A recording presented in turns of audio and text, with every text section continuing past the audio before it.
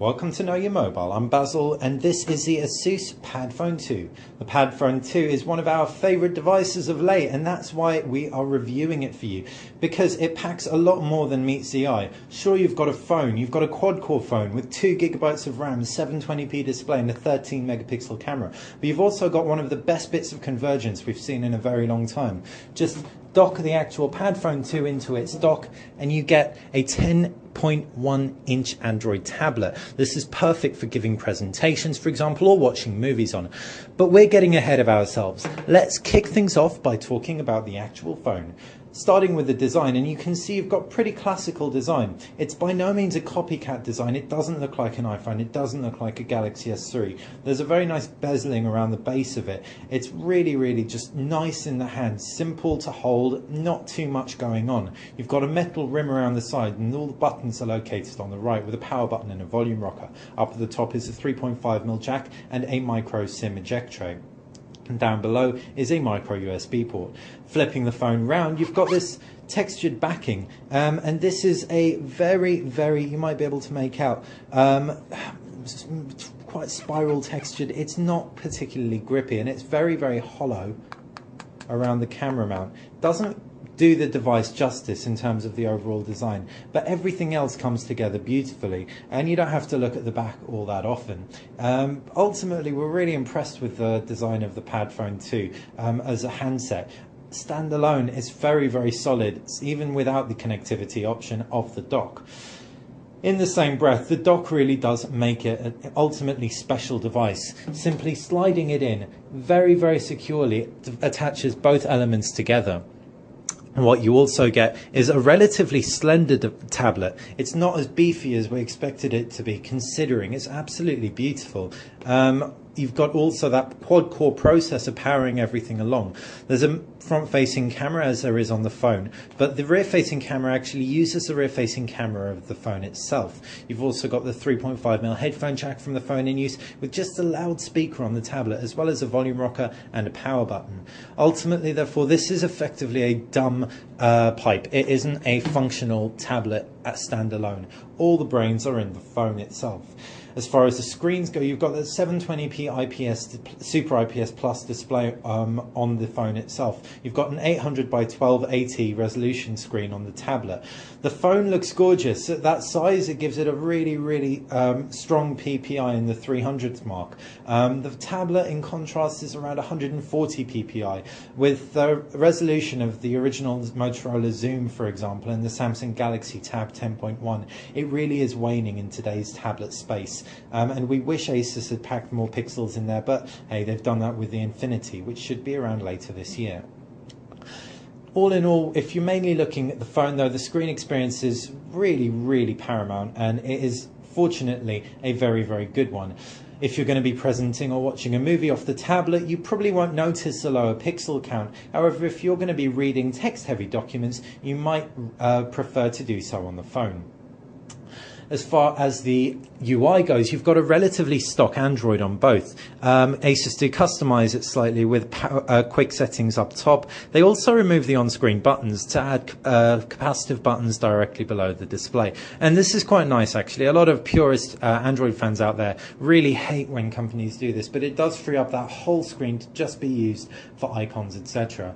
Again, the same can be said of the experience on the tablet portion. It's a relatively pure Android experience with just some quick settings and Asus's power mode, obviously, to help get the most out of that whopping great big battery on the tablet, and indeed the phone.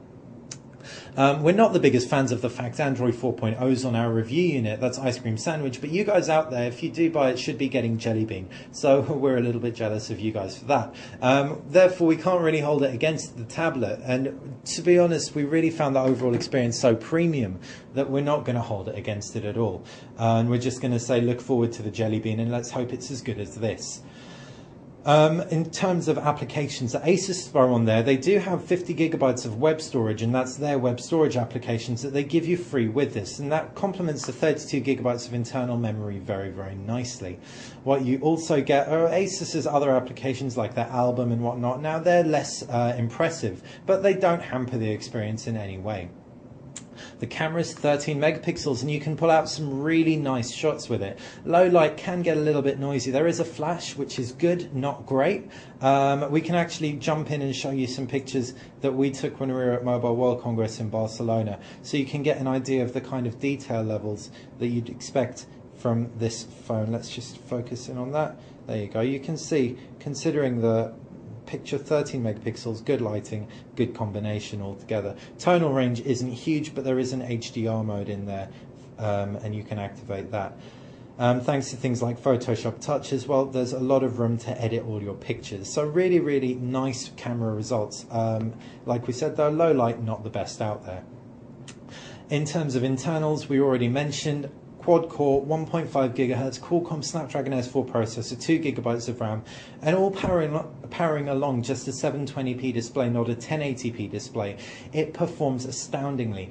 Games are amazing on it, and so are HD movies. The port at the base is indeed MHL, so you can expect to output your content to an HD TV relatively easily. Now, what's probably our favorite thing is you only need one set of game saves across tablet and phone. You also only need one set of applications. You need basically half the work. If you've got a phone and a tablet at the moment, you'll probably be pretty vexed having to have installed all your applications across both. You don't need to do that with this. And as we said, game saves, Swift key dictionaries, it's all there on your phone or your tablet, whichever one you want to use. And this really does make the experience. In addition to that, connectivity options are fantastic. You've got LTE and DC HSPA on here. For anyone who doesn't know what DC HSPA is, 3 are terming it ultra fast internet. And indeed it is. Not quite LTE, but it's not that far behind. With such great connectivity options, what really helps everything along is you only need one SIM card across both phone and tablet. Stick a SIM card in there and you've got connectivity for both devices. Again, an area that really, really makes a Padfone shine well above other tablet phone combinations. Pack a phenomenal battery into that and you've really got a winner on your hands. There's a 2140 milliamp battery in the phone and a 5000 milliamp battery in the tablet. That means that when the phone's actually docked, it's going to be charging up the phone from the 5000 milliamps in the tablet portion, which is really, really useful. We found we used it at MWC, threw the tablet in our backpack with the phone inside when it was running a little bit low, and just pulled it out, and really, really handy. Tethering from it as well. Tethering drains battery, but it's really refreshing. We pulled the phone out when we were tethering and it had a full battery.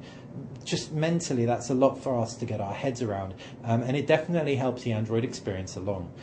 So if you can't tell, we're absolutely smitten by the Asus Padfone 2. It's a fantastic performer. It's a little bit disappointing, the screen so low resolution, but that definitely didn't kill the experience, and we were just mesmerized by the fantastic form factor and the way Asus have pulled it off with such class. Thanks for watching Know Your Mobile. Hope you've enjoyed our video review of the Asus Padfone 2. If you've got any questions, please fire us a comment below. And if you enjoyed this video and love our channel, just subscribe.